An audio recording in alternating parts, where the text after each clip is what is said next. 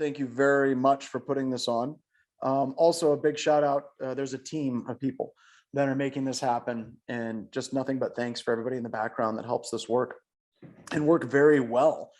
So this is a weird presentation. I guess any presentation that has a title of diuretic goats, or a part of a title that has diuretic goats, is going to be a little weird. I'm just going to be honest with you. It's going to be a strange ride, especially at the end. And as I was talking in the green room, I usually get a little bit nervous whenever I talk about things that aren't necessarily technical. So we're going to start technical and work into non-technical.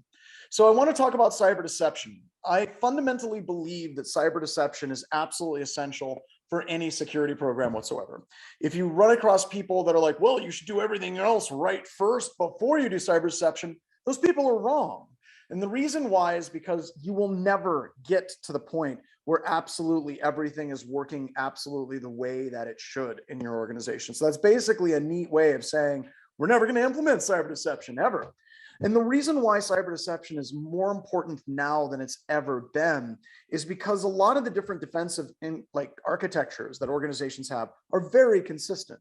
You're seeing the same endpoint vendors, you're seeing the same firewalls, IDS, IPS systems, and it's relatively easy for a defender to mimic those defenses and then be able to bypass those defenses. Like, seriously, do you think the Russians don't have the ability to bypass Cylance or CrowdStrike or Sentinel-1? Absolutely they do. So what we can do is we can add in a little bit of randomization and a little bit of risk on behalf of the attackers and what they're doing. And one of the best organizations out there whenever it comes to cyber deception is Haroon's company, Thinkist. And they have this amazing website, which we're probably going to end up bringing down by having everyone go to it at the same time. They have this website called Canary Tokens. Now, what Canary Tokens does is it allows you to create a number of different artifacts that if they're interacted with, they call back. So you can create Word documents, you can create PDFs, you can create S3 buckets, you can do all kinds of things. Now, these are really powerful and they're super simple to use, which brings me to another point when we're talking about cyber deception. It's not hard to do. That's one of the things that I'm hoping to get out of this very, very quickly is you can implement this without standing up a bunch of Windows Server 2003 honeypots and then watching them. That's not what we're talking about. We're talking about some very easy components that you can put in place. And there's a lot of really cool features built into this. I don't have time to go into all of them, but it's just amazing. Another thing that you can look at is ADHD, the Active Defense Harbinger Distribution. Now, this is a DARPA-funded project that we worked on at Black Hills Information Security with Secure Ideas, Kevin Johnson and his team. And the idea was to bring together all of these different cyber deception technologies into one place. Now, right now, the ADHD project is currently in flux. We have one VM, which is a Linux-based VM that has all the tools installed on it. That's absolutely fantastic. It's going to be updated here very shortly. So you can play with it, and that's great. The other VM that we have is the VM that we use in my Pay What You Can classes, which is a Windows VM running Windows subsystem for Linux and all the tools built into it. But for right now, if you want to get started, you can actually go to blackhillsinfosec.com/projects/ADHD, download and run the VM there as well. So let's go through some of the stuff that Thinkist provides whenever we're looking at Canary Tokens. This is really cool and it's super easy, and it's so easy. I don't know why everybody isn't doing it. Like, this should be something that is built into every single authentication portal that exists. What it does is you take this little bit of JavaScript and you embed it on your website where you have a user ID and a password field. Now, as a pen tester, as a malicious attacker, as anybody that's doing offensive operations knows, you're going to clone that, right? So an attacker will sit down, they're going to clone that authentication portal. And the reason why they're going to do that is because they're trying to create a legitimate looking website in order to capture credentials. So if you're looking at like Evil Nginx or Evil Jinx, if you're looking at a bunch of other tools that allow you to clone websites, Social Engineering Toolkit has that capability, or just some Python libraries that you can do your own cloning of a website, what's going to happen is as soon as that website is cloned, it's going to pull this JavaScript and it's going to check and see if the document domain is not your domain. And the example here is it's thinkist.com. And if it's not, then it's going to reach back and it's going to try to pull an image file. Now, when it does that, then you're going to be able to pinpoint where that attacker actually is. Now, we're going to talk about geolocation based on IP address here in just a couple of seconds. It's not the best geolocation that you can work with. It actually works pretty well for our purposes of what we're going to be doing over the next few slides of this presentation. But it's really easy. Also, you can take the code associated with Canary tokens and you can build your own Canary token server. So it isn't always going back to canarytokens.com. You can set up your own domain. So you can set up a domain that's close to your domain, or you can set up a domain that's complete gibberish that looks like an advertising domain. So if the attacker's system reaches back to like e23b2.org, they're gonna be like, well, that just looks like an ad server or something like that. Once again, kind of flipping the psychology on the attackers a little bit. Now, the question is, does this work? Well, yeah, it does. So we actually utilize this in a number of different parts outside of Black Hills information security. And now everyone's going to be looking for them. Please don't, but yes, they're out there. And the goal of doing this is, once again, to try to identify spear phishing campaigns before a single email is sent in. So if somebody clones one of our websites, we can dynamically block that particular domain that the attacker may be standing up, or we can just monitor the situation a little bit closer, which is what we tend to do. And it works. So in this particular situation, this is our Canary token server. This is a while back, right before the last DerbyCon. And this is just one snapshot in time. And these were active attacks against Black Hills information security and people that were actively trying to clone our website in order to attempt a spear phishing campaign against us. Once again, this works. We're always being attacked, and this allows us to get in front of the attack a little bit. Now, I'm not going to go into a crazy rant on threat intel feeds, but by and large, this is really solid threat intel. It's not threat intel about a website that was used to attack another organization a week or a month or a year ago. It's basically threat intelligence of what the attacker is doing against your organization right now. Real-time threat intelligence that's highly specific to you. So if you're into threat intelligence and that's your jam, there's different ways, right? TTP's goals and objectives are amazing. IOCs are kind of garbage, right? Unless you're dealing with general botnets.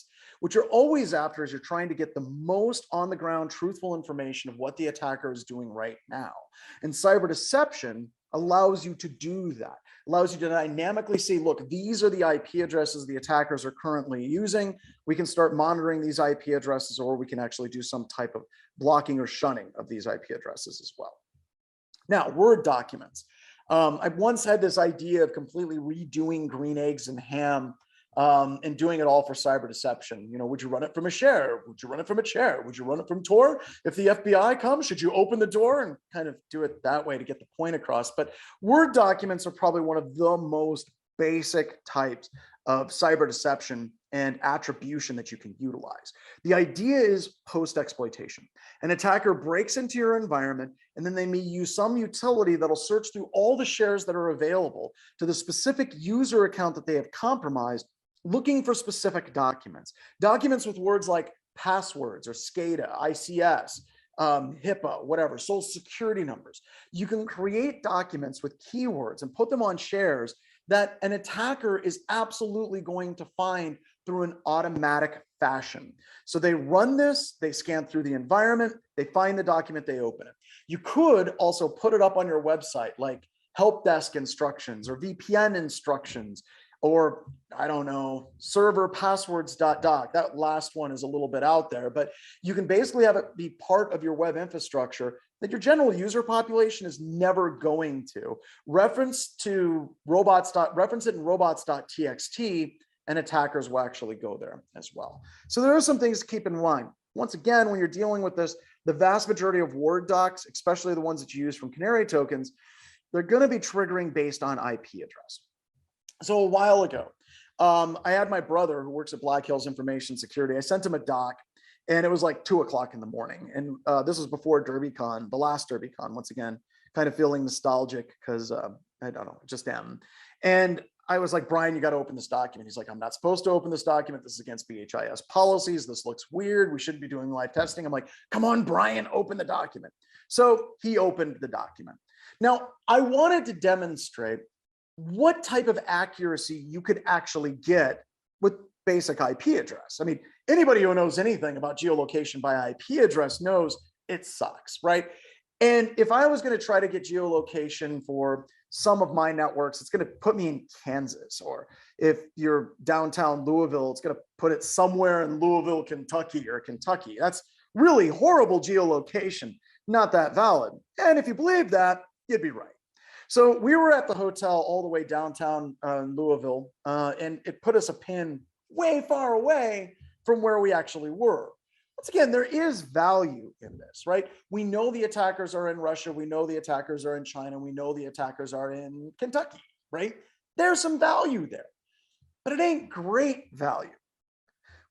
Well, if you back up and you think about how IP addresses work in general, at home, your computer system, whenever it joins a wireless network, is going to get assigned an IP address via DHCP, Dynamic Host Configuration Protocol. And your ISP isn't all that different. So imagine the ISP has this great big pool of IP addresses, and they're handing them out dynamically, and things are changing over time. Would you bother to geolocate those IP addresses? No, probably not. Even though they do and they can, you generally need a warrant, source, destination, date, timestamp, source port in order to actually get the real location, but that's a whole nother conversation for a different day. So those IP addresses tend to be very dynamic, and they just put them all in the exact same location. However, if you're looking at how IP addresses work, the end IP addresses are going to be dynamic.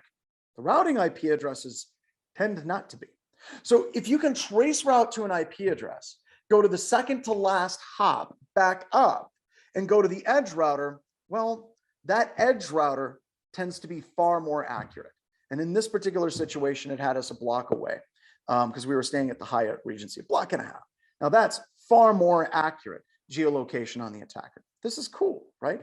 And once again, this serves as a great tripwire. If it's on the inside of your environment, this is something that a general user should not be mucking around with. And if they do, you can start investigating as though the account is compromised. That's pretty neat. Now, we can do that with canary tokens, but the problem is canary tokens tends to only work really well with Word. What if we had other like document readers? Well, you can use Word webbugs. And this is actually built in to ADHD. This is a tool that was created by Ethan Robish. And what this tool does is it actually puts in a cascading style sheet and an image source tag inside of the document.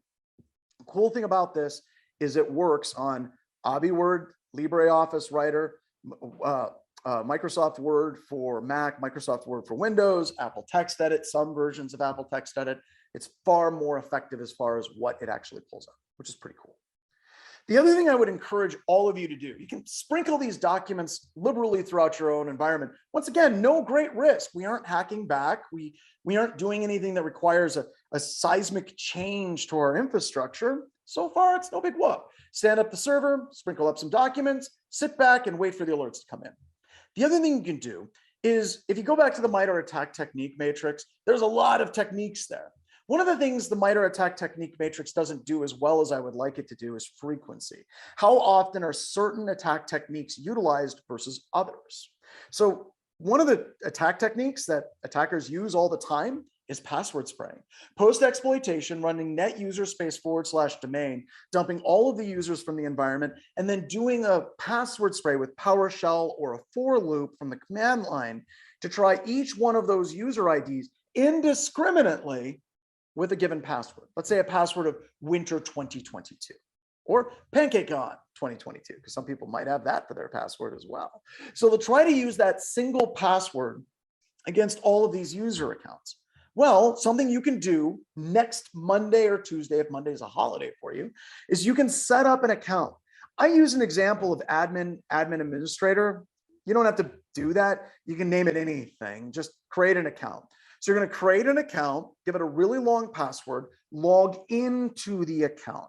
If you don't log into the account, it's going to set the last login time as January 1st, 1601, which is epoch time for Active Directory authentication. And has something to do with the Gregorian calendar, and we aren't going to get into that. But at any rate, it's a 0 time, nothing in it, and that goes back to epoch time. So log into it so it gets rid of that epoch time because that's a dead giveaway. that this is a honeypot account or account that's never been logged into. So log in, give it a really long password, set its logon hours to 0. It's a way of disabling account without actually disabling the account, because some of the attacker tools will go through and identify disabled accounts and won't even try authenticating. We want the attacker to authenticate or at least attempt to. So now you set up a rule in your SIM that if somebody tries to authenticate, alert immediately. Once again, threat intelligence about what's happening in your environment right now. Also, curb roasting. You could do this with service accounts as well. We have a number of tools that we need to update at Black Hills Information Security, and this is one called the Cred Defense Toolkit, written by a number of BHIS employees. We do need to update, but it allows you to create fake curb roastable accounts. I guess they are service accounts, not really fake, but whenever there's an attempt to access them, it'll generate an alert. Once again, post-exploitation. Any attacker worth their salt is going to do a password spray, and they're going to attempt to do curb roasting. They may try to do it low and slow. Doesn't matter. You're still going to be able to detect them. Easy peasy. Set this up. Run it in your environment, please. It's super simple. Doesn't require a lot of overhead. And yeah, you can probably get it done in the next couple of days. And we love putting this in our reports at Black Hills Information Security. Effective use of traps. Multiple hosts in this environment were installed as traps. Activities conducted reveals that these were vulnerable to multiple insecurities. I love it. And one of my favorite quotes is, I love it when testers cry or collect their tears. It makes the best wine.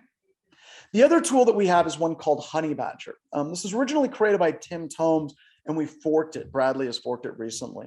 And this generates a whole bunch of VB that whenever the document, usually an Excel spreadsheet, which can also do a Word document, is fired, it's going to run a PowerShell command, PowerShell NetSH WLAN show networks mode BSSID. And it's going to find the MAC addresses, not MAC addresses, the BSSIDs, which is the MAC address of a whole bunch of wireless networks. And then it's going to submit that up to Google. And then Google is going to send you the latitude and longitude, usually within like 20 meters of where that system is. Now, there's no obfuscation in this. You're going to have to come up with some level of obfuscation to make this get by some endpoint protection products, but the concept works really well. An attacker pulls down a spreadsheet, they open it, they expect macros because there's macros in Excel spreadsheets all the time, and bang, you've got geolocation very, very close to where the attacker is. Just compile it and run it, and you're ready to go. This is the same thing running, and it put us at the Marriott within 77 meters, which is pretty darn close. So my goal of all of this is to try to get you all familiar with cyber deception and not be afraid of it. Don't look at it as some type of, ooh, that might be illegal or we might get arrested. Stop. That's not the way to think. That's not the way to live. The other way that people say is, we don't want to anger the attackers. Yes, we do. We don't want to be in a situation in computer security where we're so bad at being a victim that we're like, let's not anger them so they don't hurt us more. They don't care. They're still going to come after you as hard as they possibly can. Let's put some risk back on them. I would like to give you the link where you can pull down Honey Badger. That's at GitHub. And this is Bradley's GitHub repository. And it's also built into ADHD as well. Finally, I would like to offer you all to come to my training next week. It's pay what you can. So if you can pay, awesome. If you can't, awesome. I don't care. Just trying to get cyber deception out there as much as I possibly can for the community. Like I said, we'll be starting it up next week. Jump on. It's going to be a lot of fun. It's 2 days of cyber deception spread over 4 days. So 4 days or 4 hour, 4 hour, 4 hour, 4 hour. So you get time to actually digest what we're talking about. All right, let's move on and let's talk about cows, dog collars, and hail. All right, so this particular picture, I want to talk a little bit about some farm fails, and there's a reason for all of this, and I'll get to that at the end. That wonderful baby calf that you see there, that particular calf was born in the summertime, actually early spring. And mama is proud and sitting over the baby calf, which is great. Well, this picture was taken because my wife and I were running around trying to find that baby calf. And we were having a hard time finding that baby calf. And the reason why we were trying to find that baby calf is because a massive hailstorm was rolling through. And we wanted to go get the baby calf and mama under shelter before the hailstorm came through. And so I was going to go find this calf with my wife, found it, took a picture, sent it to her, told her where I was at. She came down, I actually almost stepped on the baby cow. Whenever a calf is born, if they drop down and they curl up into a ball, they're actually really hard to see. And that's what he was doing. So what do you do if you have a baby calf that has decided just to lay there and not move around? It's, again, a very, very young calf. I think within 24 hours old. So I did what anybody would do. I decided that I was going to put a dog collar on the calf with a leash and try to get the baby calf to get up and like go with us to safety from the massive thunderstorm that's coming over the ridge, thunder and lightning and all this stuff. So I put the collar on the calf, which once again, totally weird. I know that now. People think it's dumb. They're right. And this baby calf would not get up. This baby calf immediately started like just screaming bloody murder as soon as I tried to pull on him. And all of a sudden, mama and the entire herd just comes like barreling down. Now, as soon as they start barreling down, the thunderstorm hits and it starts raining, and hail, monster hail, just starts coming out and is pelting my wife and I. And we're like, we've got to get this baby calf to safety. So I pick up the baby calf and I start walking with this baby calf, legs straight down, holding him like this. And I'm walking with this baby calf. The cows are coming up to me and they're not having any of it. The baby calf is freaking out because it's wearing a dog collar with flowers on it. Totally not its style. It's freaking out. And my wife and I turn around in the middle of this hairstorm and start running from this herd of cows. And we're running towards the fence. And I'm thinking, I've got this baby calf. And I'm like, I got to get the baby calf to safety. So finally, I just like set the baby calf down. Eric and I jump over the fence to safety. And like the whole herd of cows are staring right at the edge of the fence, like, come over on this side. Yeah. Hailstorm goes through. My wife and I are sopped.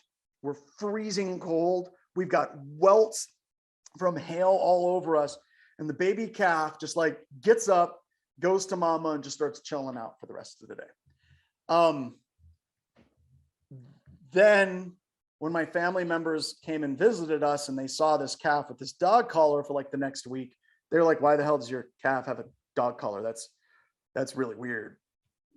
So sure enough, that was embarrassing, right? For a long time until we got him in the chute and we got the dog collar off. So that was a good time. This particular baby calf, has a name of Olaf. If you remember in the movie Frozen, you had Ella and you had Olaf, which was the snowman that's running around, and for whatever reason, mom decided to drop this baby calf at -20.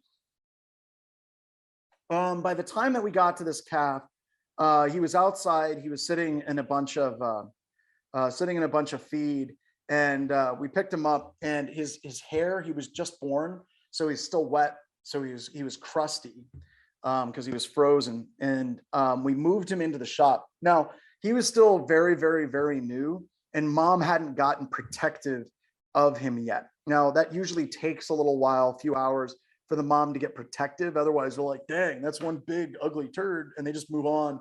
And then slowly it starts to sink in. This was a baby and I need to take care of it. And this was a new mom. So we moved Boloff into the shop and we turned on a whole bunch of diesel torpedo heaters, and mom was having none of it. Mom didn't want to go in. And once again, that was a hard night because we had to corral mom into the rough area where the calf was. We had to kind of shoo mom in so they were in the same area. Mom didn't want to go into the shop because it smelt strange. And we fought this constantly. Now, I don't think, did we end up trenching Olaf? I don't think we did. Did we? Trenching. Yep, we had to trench him. So whenever you trench a bull or a baby calf, you drive a tube down their throat and you send milk replacement because they need food, especially whenever it's that cold. He needed to eat very, very, very quickly and get some nutrients. Otherwise, he was just going to freeze to death. Mind you, this is at night. So it's like really late. We got these bullet heaters. We're trenching this cow, and he made it. Now, if you see Boloff today, he had these big, beautiful ears when he was born. You can kind of see it a little bit on the right-hand side. You can see where it's dark. He was getting frostbite. He actually lost about half his ears because he kind of froze before we were able to get to him. But that's a positive story. We were able to save the baby cow. And there's going to be people that are vegetarians who are like, how can you stand to eat an animal that you did something like this with? And I'm not going to give you a clean answer. I grew up around ranching. It's harder than hell on me anytime we process these cows, because in a lot of ways, these cows become family. Some of them just become ornery and they start trying to kill me. Those ones are easier. But this is, yeah, it's tough. I'm not going to lie. I'm not going to try to be like, well, it's because they're tasty. It's harder and harder as the time goes on. Goats and diarrhea. So this is Oreo cookie ice cream, I think was the name of this goat. It was Oreo, might have been just Oreo, I'm not sure. But Landon, my son, who you can kind of see in the background, named these baby goats that we got. And this particular baby goat ended up getting very, very, very sick. And we, the night before we took him into the vet, we let him sleep inside, and he was not moving. So we put him in kind of a nest with a whole bunch of straw inside of the house where it was warm. Once again, it was cold. Well, no, it was summertime when this one happened. And he decided once he got in the house and he got warmed up, he's like, I'm going to start walking around. And he started walking around and was still very, very, very ill. So we took him into the vet, and the vet gave him some antibiotics, which we found out after the fact was the wrong thing to do, mainly because what the antibiotic does is it gives the goat like horrible diarrhea. So this particular goat, we had him bundled up in the back of a pickup truck, in the back seat, not the backpack, but the back seat of a pickup truck, in a big old blanket. We took him from the vet, put him in the back of the truck, and he just started just pooping everywhere. And it wasn't like a nice, like solid poop. You're like, golly gee, I'll throw that out the window. No, it was like runny. And it's in the truck and it smells bad. We're stopping at gas stations and we're getting all of these different like glass wipes to try to clean it up, and poops again.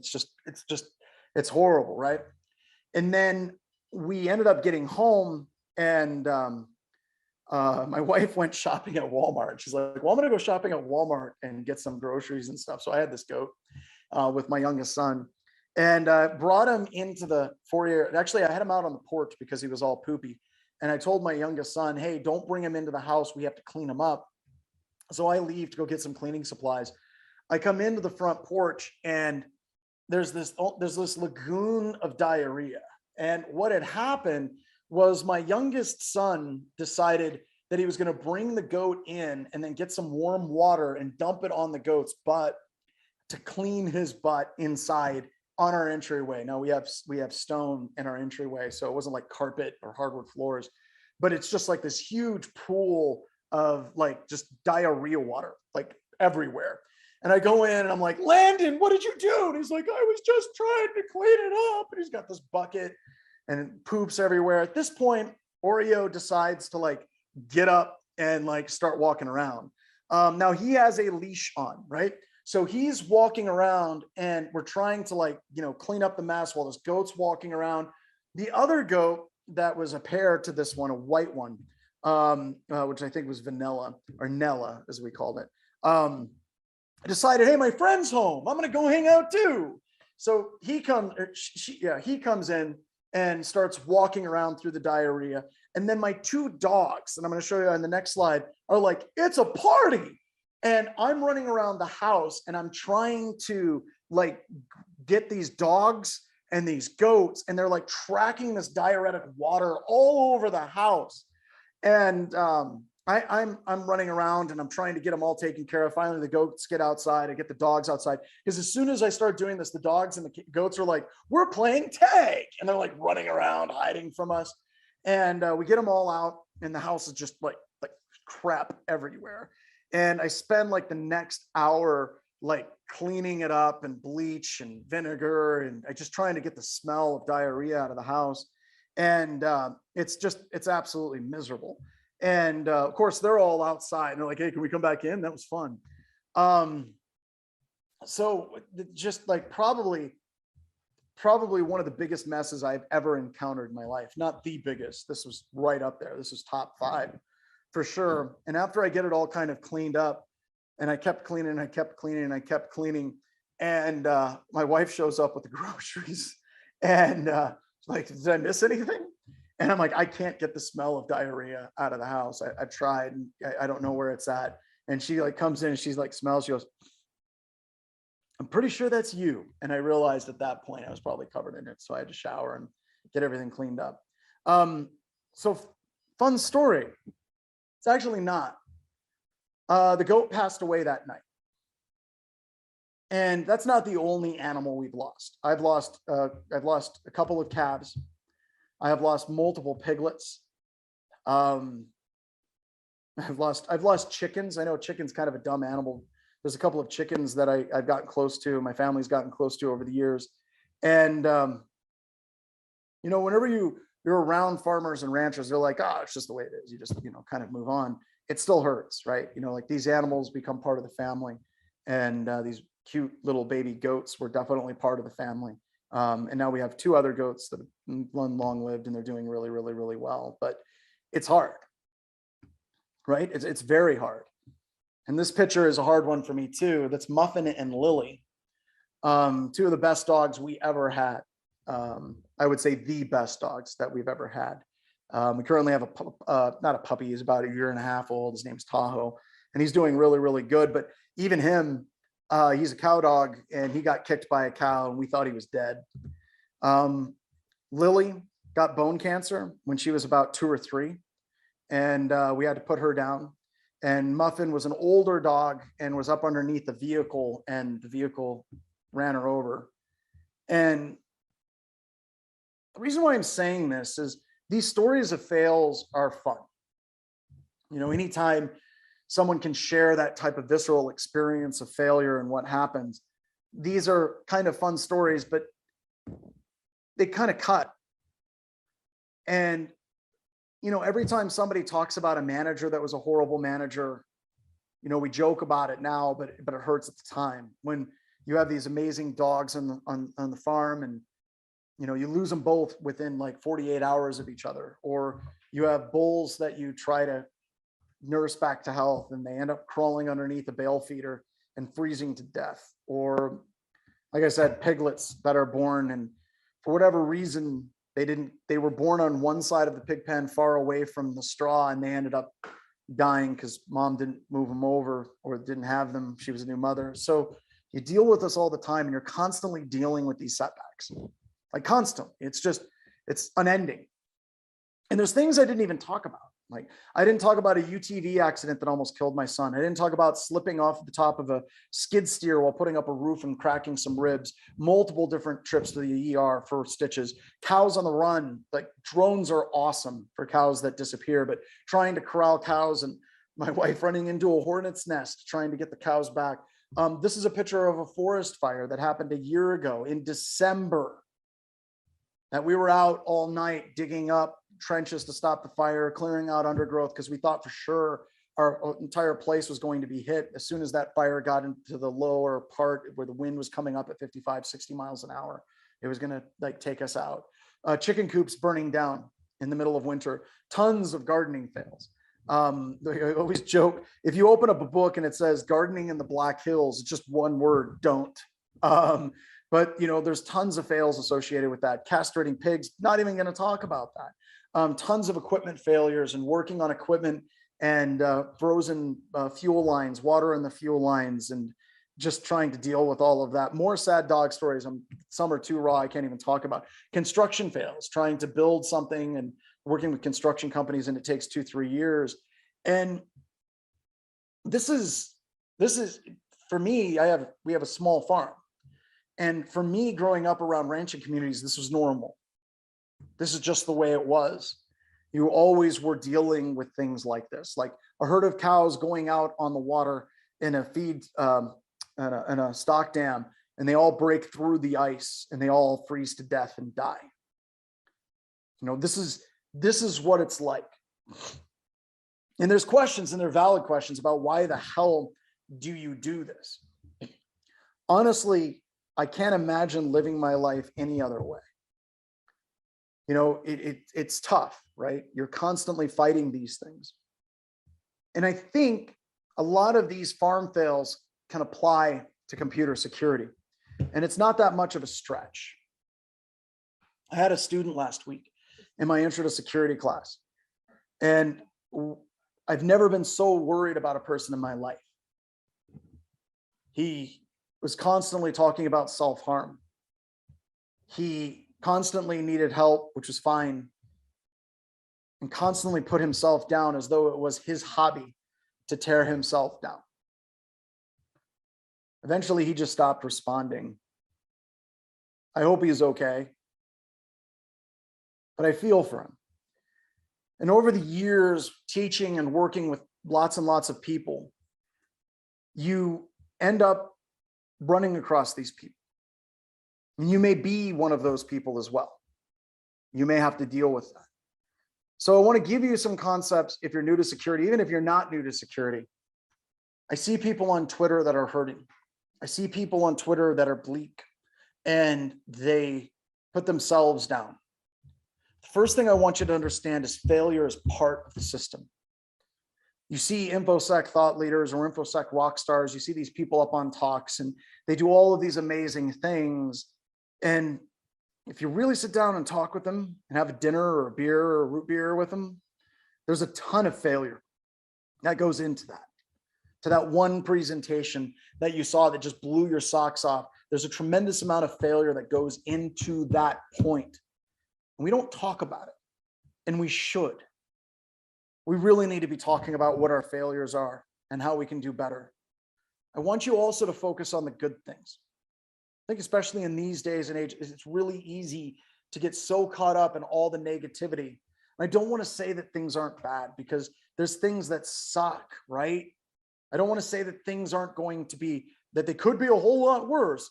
But what I am going to say is that there are good things. There are great people. Leslie in this entire con is one of those shining examples. I ask you to focus on the good things. Focus on the positive people. You need to let the bad things go. Don't let the bad things define you. It's not a good way to define yourself. And I see this all the time. You know, we have multiple deaths. We have multiple ER visits. Are you dealing with trolls online? Don't let them define you. And I suck at this too. When somebody comes at me, I want to prove them wrong on the internet. I want to beat them up on Twitter and embarrass them for all to see. Stop. We need to stop feeding the trolls. And I get caught up in it too, where someone says something really horrible, maybe racist, misogynistic, or horrible, and everybody has to pile on to get that one dig in on this person. How about we let it go and we all unilaterally block those people? Because they don't get that and be like, well, golly gee, I learned my lesson. Some of them enjoy it. That's what they like. A-hole bosses. You're in a great industry. Find another job if you can, right? Other things people say, things you think people say. Let it go. And I know this is hard, right? This is not, I don't want to be flippant and say that this is easy because this crap eats me at night too, but you have to let the bad go. Because like I mentioned in the farm fails, sometimes whenever you're dealing with this stuff, it can overwhelm you and you can't, you got to focus on the positive.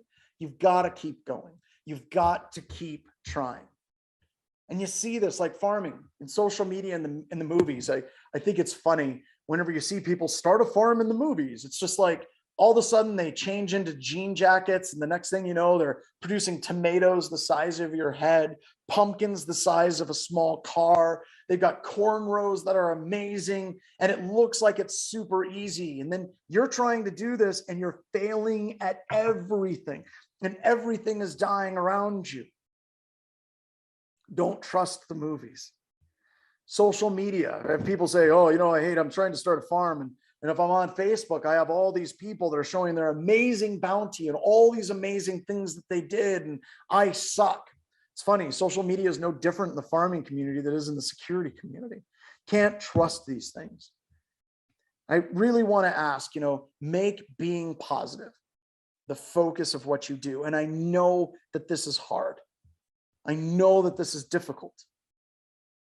But sometimes, no matter how hard it is, maybe you have to fake it. You have to pretend to be positive. If that's what it takes, that's what it takes. And whether we're talking about farm fails or we're talking about information security fails, I would also ask that we're a little bit kinder to each other whenever we screw up. If you have a coworker who brings down an entire network segment because of a bonehead move with a scan, be understanding, be helpful, be a mentor, share your experience where you've done something like that, and then learn from the mistakes together. Because we suck at that in this industry, guys. It is constant that there's a mistake and we immediately, oh, well, ASOC the intern was a big idiot. I've done it. I did it for years. I'm old enough now where I can look back and say, that was probably not the right way to do things. So let's try to be positive. Let's try to help each other. Let's try to build each other up. Kind of my last thing here I want to drive home to is this industry is finally getting to the point where I think it's a very good industry, where we're exhibiting a lot of virtues of building each other up, supporting each other. Yeah, there's assholes, right? They're always going to be a-holes. Like, you can't look at it and say, well, we aren't in a good place because this person said something that I just stopped. It's much better than it was. It used to be we constantly ripped on each other. We constantly called each other noobs. We constantly try to find ways to build ourselves up so that we looked better, so we didn't look weak to other people. And I would ask, we need to keep it up. And it's not some haphazard mistake. There's been a number of us in this industry that have worked very, very hard to focus on the positive, to build people up, to constantly give back to the community, but it's only sustainable if we all work together. So please keep working together. And also, once again, a huge shout out to Leslie and the crew. What they're doing is amazing. And we need more of this. We need to be replicated. And if you want to do something like this, hit me up. We have a team of people that are happy to help people out, starting up cons, doing things online. We want to be that positive force for good in the industry. With that, that's the end of my presentation. Thank you so much for having me. And I just looking forward to listening to it for the rest of the day, Leslie. Thank you so much for being here. We have a couple questions since I've got like a minute. I've got like 2 questions at the top. All right. So the first one is legal concerns with cyber deception. Do you talk to your lawyers, etc.? Nope, you don't need to. And let me explain why. I shouldn't say that. Lawyers hate it when I say that. Lawyers are like, you should talk to us all the time for everything. Whenever you're doing cyber deception in the form of accounts and you're dealing with documents that are on your systems, they are yours. As long as you aren't getting persistent like access to an attacker's computer system, you're more than likely going to be okay. And the main case for that is the case the judge Walter Rice ruled. It is one thing to track a stolen computer system down to get its IP address or geographic location. It is something entirely different to violate federal wiretapping laws to do so. So simply getting IP address or location information, probably okay. Don't get access to their files. Don't start going through their web history. Kind of set that up as a line and you're more than likely going to be okay. Okay, super. Well, we're about out of time and I need to switch over to the next talk. I apologize, but there are a few more questions for you in the Slack. And a reminder to our audience, again, if you want to ask questions or interact with our speakers, the Track channels in Slack are the way to do it today as we're live. Again, our Slack is linked at the top of PancakesCon.com. And that's how you participate in villages as well as talking to the speakers. John, thank you so much for being here. We are so grateful. Thank you so much. Talk to you all later. Talk to you soon.